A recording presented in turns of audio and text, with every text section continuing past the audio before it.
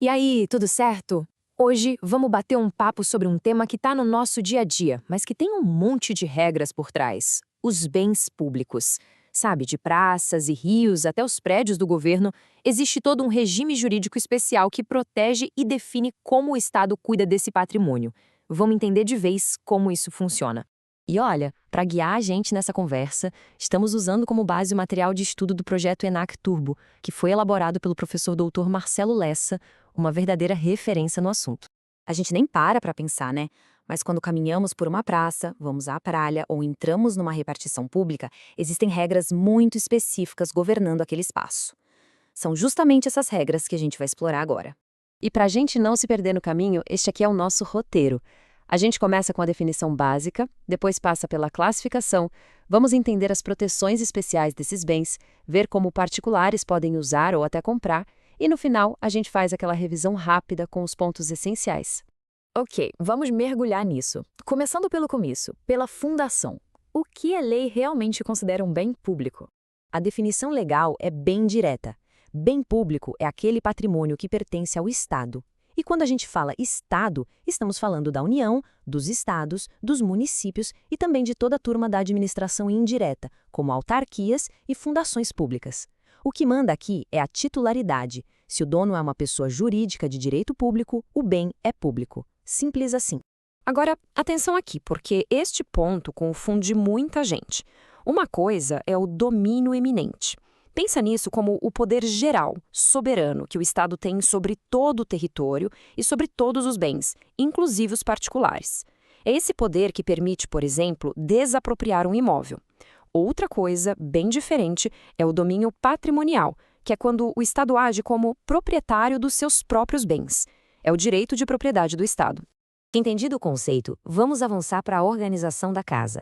A lei divide os bens públicos em 3 grandes famílias, e entender essa classificação é o verdadeiro pulo do gato para sacar todo o resto do assunto.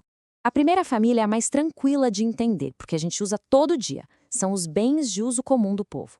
Pensa aí, rios, mares, estradas, ruas, praças. O nome já diz tudo, né? Estão abertos para todo mundo usar. Aí um detalhe importante, o uso pode ser gratuito ou pago, como pedágio numa rodovia. Ele não deixa de ser de uso comum por causa disso, ok? Em seguida, temos os bens de uso especial. Aqui o bem tem uma missão, um propósito específico. Ele está ali para servir à prestação de um serviço público. O prédio de uma repartição, uma escola pública, um hospital, até um veículo oficial. Eles não são de uso livre pela população, mas estão afetados, ou seja, dedicados a uma finalidade do Estado. E, por fim, a terceira família, os bens dominicais. Esses são os bens que pertencem ao Estado, mas que não têm uma destinação pública definida. Pensa neles como o patrimônio disponível do Estado, que está ali, na prateleira, um prédio desativado ou um terreno baldio de propriedade do município, são exemplos clássicos. E este slide aqui é genial porque resume o conceito central que conecta essa classificação toda. Os bens de uso comum e os de uso especial são chamados de afetados, porque eles têm uma afetação, um destino público.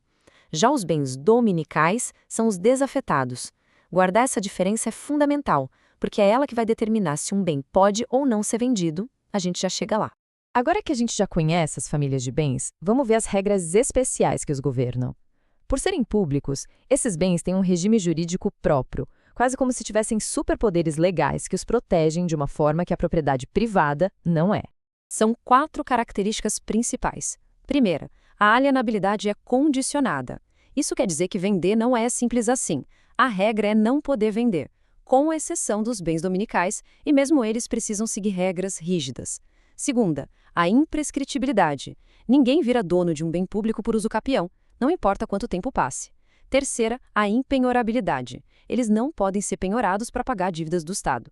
E, por último, a não onerabilidade, ou seja, não podem ser dados como garantia, tipo numa hipoteca. E só para não restar nenhuma dúvida, a regra da imprescritibilidade é absoluta. A súmula 340 do Supremo Tribunal Federal é clara como a luz do dia. Não importa se o bem é de uso comum, especial ou dominical, se é público, não pode ser adquirido por uso capião. Ponto final. E as consequências práticas disso são enormes.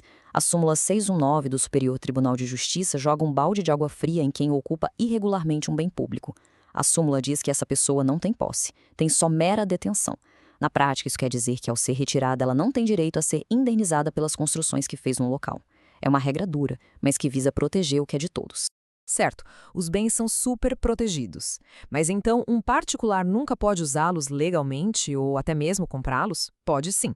Existem instrumentos jurídicos para isso, e é o que a gente vai ver agora. Este quadro organiza direitinho os instrumentos de uso privativo. A autorização é a mais simples e precária para coisas de interesse do particular, como as mesas de um bar na calçada. A permissão, também precária, já costuma exigir licitação e visa o interesse público, como uma banca de jornal. E, por fim, as concessões, que são contratos bem mais estáveis e dão segurança para investimentos maiores.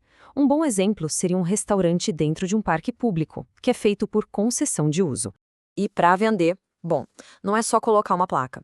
O processo tem 3 etapas essenciais. Primeiro, o bem precisa ser dedominical, ou seja, tem que ser desafetado.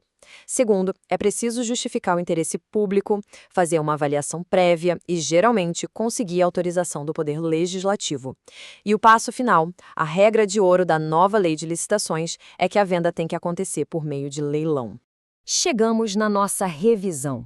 Se fosse para guardar apenas os pontos mais quentes, aqueles que não dá para esquecer de jeito nenhum, a lista definitiva seria esta. Primeiro e mais importante de tudo, a imprescritibilidade é absoluta. Não existe uso capião de bem público de nenhuma espécie. Essa é a regra de ouro que o professor Lessa sempre reforça. Segundo, a ocupação irregular de um bem público não gera direitos de posse. Legalmente, é considerada mera detenção. E isso afasta o direito à indenização por benfeitorias, como a gente viu na súmula 619 do STJ. E terceiro, para alienar, ou seja, para vender um imóvel público, a regra geral da legislação mais recente é a modalidade de licitação conhecida como leilão. E, para terminar, fica uma reflexão. Entender essas regras vai muito além de um exercício jurídico. Esse regime protetivo tem um impacto direto em como nossas cidades crescem e em como o espaço público é usado. Como a gente equilibra a proteção do patrimônio coletivo com as necessidades da população. A resposta para essa pergunta molda o nosso dia a dia. Esse material foi produzido a partir do conteúdo do projeto ENAC Turbo, sob autoria e orientação do professor Dr. Marcelo Lessa. Se esse conteúdo te ajudou, não esquece de se inscrever no canal e ativar o sininho das notificações. Assim o YouTube te avisa imediatamente assim que o próximo resumo for liberado. Até a próxima!